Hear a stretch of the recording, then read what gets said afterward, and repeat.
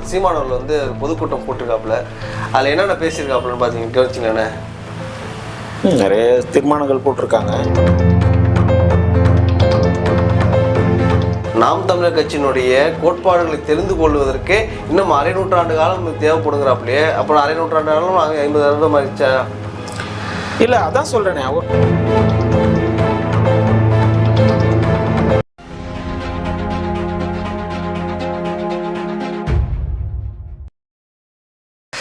News Tamil Nadu நேயர்களுக்கு வணக்கம். ஸ்ரீகாந்தண்ணே வணக்கம்ண்ணா. வணக்கம். ஆனால் நேற்றைக்கு வந்து நாம் தமிழர் கட்சியினுடைய மாநில பொது ஒருங்கிணைப்பாளர் சீமானவர்கள் வந்து ஒரு பொதுக்கூட்டம் போட்டிருக்காப்புல. அதில் என்னென்ன பேசியிருக்காப்புலன்னு பார்த்தீங்க கவனிச்சிங்கண்ணே? நிறைய தீர்மானங்கள் போட்டிருக்காங்க. ஒரு 26 தீர்மானங்கள் போட்டிருக்காப்புல. ஹைலைட் என்ன அதில் வந்து என்ன சொல்கிறாப்புல அப்படின்னா, பெரியாரை பார்க்கக்கூடிய ஆட்கள் வந்து எனக்கு நீங்கள் ஓட்டு போட வேணாம் அப்படிங்கிறத வந்து சொல்லியிருக்காப்புல. அதை நீங்கள் எப்படி பார்க்குறீங்க? பெரியாரை விரும்புகிறவங்க எனக்கு ஓட்டு போடாமா அப்படின்ற மாதிரி சொல்லியிருக்காரு. இல்லை, இது பொதுவாக அவரோட அரசியல் வந்து ஒரு புரியாத புதிர் தான் தமிழ்நாட்டில். ஏன்னா அவரளவுக்கு சமீப காலமாக நம்ம பார்த்த வரையில் அவரளவுக்கு பெரியாரை பேசினவங்க நம்ம பீரியடில் இவர் தான்.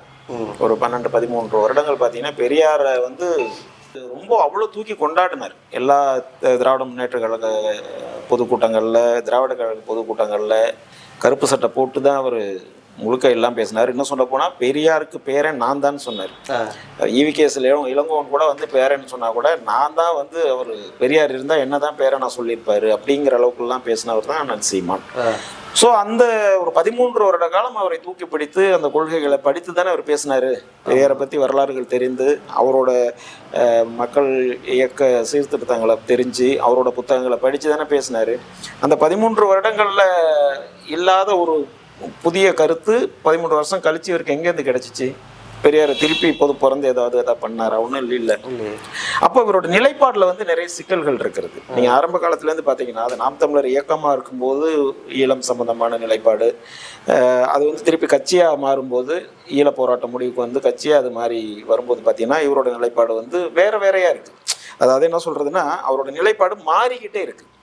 இப்போ அதனால தான் ஒரு 15-16 வருடம் அந்த கட்சியை அவர் கொண்டு வந்தும் கூட இன்னும் ஒரு நிலையான இடத்துக்கு அவர் வர முடியாமல் தான் இருக்கார். இப்போது அவருக்கு இருக்கிற சந்தோஷம் என்னென்னா, போன எலெக்ஷனில் வந்து 8.22 விழுக்காடு ஓட்டு வந்துருச்சுங்கிறதுல அதை ஒரு பெரிய முன்னேற்றமாக நினைக்கிறார். ஆனால் அந்த 8.22 விழுக்காடு ஓட்டு எப்படி வந்துச்சுன்னு பார்க்கணும்.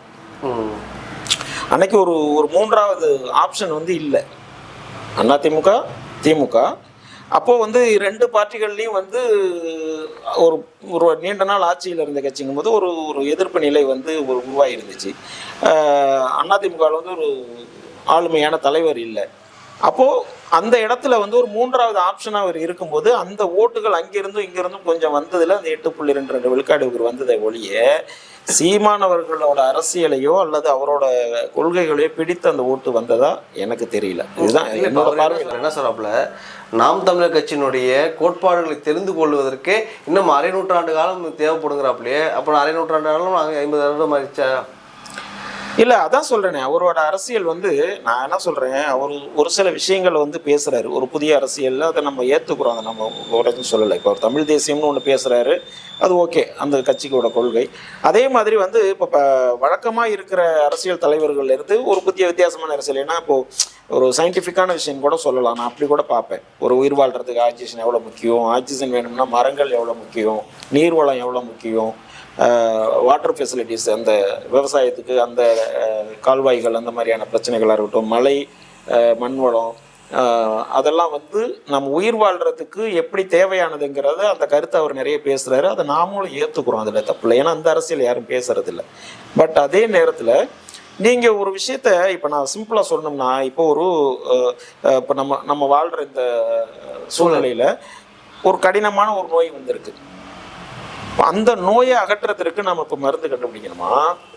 100 வருடம் கழிச்சு வரப்போகிற நோய்க்கு இருக்கு இல்லையா, அந்த நோய்க்கு இப்போ நம்ம மருந்து கண்டுபிடிக்கணுமா? எது சிறந்த, எது அத்தியாவசியமானதுங்கிற ஒரு விஷயத்தை நம்ம பார்க்கலாம். ரெண்டுமே அத்தியாவசியம் தானே. ரெண்டுமே அத்தியாவசியம். நீங்கள் 100 வருடம் கழிச்சு இன்னும் கால சூழ்நிலைகளில் என்ன வேணாலும் மாறலாம். இப்போ ஒரு 10 வருடத்துக்கு முன்னாடி இருந்த டெக்னாலஜி இப்போ இருக்கா? ஒரு 20 வருடத்துக்கு முன்னாடி இருந்த பண்பாடு இப்போ நம்மள்கிட்ட இருக்கா? நாகரிகம் இருக்கா?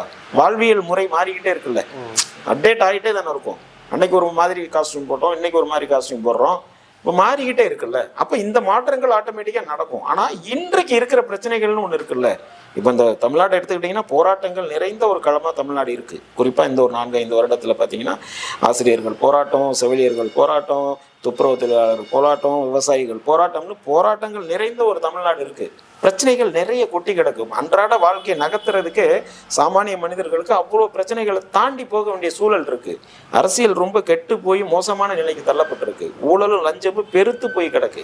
அப்போ இதையெல்லாம் சரி பண்ணுறதுக்கான ஒரு அரசியல். ஏன்னா அண்ணல் அம்பேத்கர் சொல்கிற மாதிரி அதிகாரம் மிக வலிமையானது. அதிகாரம் இல்லாமல் நீங்கள் எந்த போராட்டத்தை பண்ணாலும் அதனால் எந்த பயனும் இல்லை. அப்போ நீங்கள் ஒரு இயக்கத்தை வச்சு நடத்திக்கிட்டு போகும்போது அந்த அதிகாரம் உங்கள் கைக்கு வரும்போது தான் நீங்கள் நினைக்கிற அந்த அரசியலை, நான் இப்போ சொன்ன மாதிரியான ஒரு புதுமையான அரசியல் நீங்கள் சொல்கிறீங்க. ஆனால் அந்த அரசியலை செயல்படுத்துறதுக்கு உங்களுக்கு அதிகாரம் வேணும். அப்போ அந்த அதிகாரத்தை நோக்கி நீங்கள் நகரணும். நான் அதிகாரத்தை நோக்கி நகர மாட்டேன், இன்னொரு 50 வருஷம் கழிச்சு 100 வருஷம் கழிச்சு தான் எனக்கு புரியும்னா அதை வச்சுக்கிட்டு இப்போ உங்ககிட்ட யாரும் வரமாட்டாங்க. அதுதான் அவருக்கு செட்பேக்கு. புரியுதா? ஒவ்வொரு மனிதனோட அந்த உங்க கட்சியிலேருந்து ஒரு தொண்டரா ஒருத்தன் வந்து சேர்றான்னா அவனுக்கு இருக்கிற பிரச்சனைகளை சரி பண்ண தான் உங்ககிட்ட வரான். அவன் ஒவ்வொருத்தருக்கும் ஒவ்வொரு விதமான பிரச்சனைகள் இருக்கு. அப்போ இந்த இடத்துக்கு போனால் அந்த பிரச்சனை சரியாகும், இவரை இதை செய்வாரு, இவரை இதை மாற்றுவாரு அப்படின்னு தான் ஒவ்வொரு தலைவர்களையும் தொண்டர்கள் பின்பற்றுறாங்க. அப்போ உங்ககிட்ட பின்பற்றுறவங்களுக்கு நீங்கள் சொல்றது என்ன? இப்போ இன்னும் சொல்ல போனால் ஒவ்வொரு எலெக்ஷனுக்கும் இப்போ வந்து இப்போ நம்ம கூட இருக்கிறவங்கள முன்னேற்றுறது பொருளாதார அளவில் வந்து நம்ம முன்னேற்றமா இல்லையாங்கிறது கூட வேண்டாம். ஆனால் பின்தள்ளக்கூடாது. இப்போ கிட்டத்தட்ட அண்ணன் சீமான் செய்யறது என்ன? ஒவ்வொரு எலெக்ஷன்லையும் ஒரு 234 பேர் வந்து ஏழையாயிட்டு இருக்காங்க. புரியுதா உங்களுக்கு? புரியுது. அந்த 234 கேண்டிடேட்டு அவங்களோட பொருளாதார நிலையிலிருந்து பின்னாடி போயிடுறாங்க. ஏன்னா டே 1 அந்த ஃபார்மில் அவங்க சைன் பண்ணும்போதே தெரியும் அவங்க தோக்க போகிறாங்க. இப்போ ஒரு போர் நடக்குது. ஒரு போரில் கூட பார்த்தீங்கன்னா 2 நாட்டுக்கு இடையில் ஒரு போர் நடந்துச்சுன்னா 10 நாள் 15 நாள் போர் நடக்கும். ஆனால் அந்த கடைசி நாள் எல்லாத்துக்கு முந்தின நாள் மட்டும்தான் 2 சைடில் இருக்கிற போர் வீரர்களுக்கே நம்ம வந்து தோல்வி நோக்கி போயிட்டு இருக்கோம் அப்படின்னு தெரியும். அப்போதான் தெரியும். அது வரையிலையும் அவங்க வந்து வின் பண்ணிடுவோங்கிறது தான் போர் நடக்கும். அது ஒரு சைக்காலஜி. ஆனால் நாம் தமிழரில் என்னன்னு பார்த்தீங்கன்னா நீங்கள் அந்த கேண்டிடேட்னு உங்களை சொல்லும்போது, ஃபார் எக்ஸாம்பிள் வினோத் அவர்கள் கேண்டிடேட்னு சொல்லும்போதே வினோத்துக்கு தெரியும் நம்ம தோக்க போகிறோம். இதுதான் அந்த கட்சியோட நிலைப்பாடு. அப்போ ஒவ்வொரு எலெக்ஷன்லையும் பார்த்தீங்கன்னா சட்டசபை எலெக்ஷன்னா ஒரு 234 பேர் பொருளாதாரத்தில் பின்னாடி போயிடுறாங்க. எம்பி எலெக்ஷன்னா ஒரு 40 பேர் பொருளாதாரத்தில் பின்னாடி போயிடுறாங்க. ஒரு சிம்பிளாக ஒரு சட்டசபை எலெக்ஷனை சந்திக்கணும்னா ஒரு 15 குறைந்தபட்சம் சொல்கிறேன் ஒரு 20-25 லட்சம் ரூபாய் நீங்கள் செலவு பண்ணி ஆகணும். இன்னைக்கு செலவு பண்ணாதான் நீங்கள் அதை மீட் பண்ண முடியும். அந்த பிரச்சாரத்துக்கு, வாகனத்துக்கு, ஆட்கள் செலவுக்கு, சாப்பாடு, இப்படி போஸ்டர்ஸ், இப்படி நிறைய பண்ண வேண்டியிருக்கு. அப்போ இதை பண்ணுறதுக்கு அவங்களோட பொருளாதாரம் அடிபட்டு தானே போகுது. இது தெரிஞ்சே தானே நடக்குது. நான் உடனே 234 பேரை நிறுத்திட்டேன் அப்படி நீங்கள் சொல்கிறதுல பெருமையாக இருக்கலாம். என்ன பயன்கிறதுன்னு ஒன்று இருக்குல்ல. இப்போது போன 16 எலெக்ஷனில் நிறுத்தின வேட்பாளர்கள்லாம் இன்னைக்கு எங்கே இருக்காங்க? நாம் தமிழரில் யாராவது நீங்கள் அடையாளப்படுத்த முடியும்? இந்த ரிப்பீட்டடான வேட்பாளர் வந்து நாம் தமிழர் கட்சி நிறுத்தி முன்னேற்றப்படுது முடியாது. அதனாலதான் நீங்க ஒவ்வொரு சட்டசபை எலெக்ஷன்லயும் பாத்தீங்கன்னா ஒரு புதிய வேட்பாளர்களை அறிமுகப்படுத்துறாரு. நீங்க தொடர்ச்சியா பாருங்க. 2017 இருந்து 16 பாருங்க, 21 பாருங்க, இப்ப 26 அறிவிக்கிற வேட்பாளர்களையும் பாருங்களேன். ரொம்ப சொற்பமா இருப்பாங்க ரிப்பீட் வர்றவங்க. மீதி அத்தனை பேரும் புதியவர்களா இருக்கிறதுக்கு காரணம் அதுதான். ஒரு தடவை கண்டஸ்ட் பண்ணவங்க அடுத்த தடவை வர முடியாது.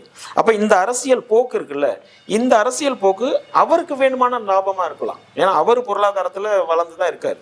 ஏன்னா அவரோட 2009 இருந்த அண்ணன் சீமானுக்கும் இன்னைக்கு 25 இருக்கிற சீமானுக்கும் அவரோட பொருளாதார வளர்ச்சி வேற விதத்துல தான் இருக்கு.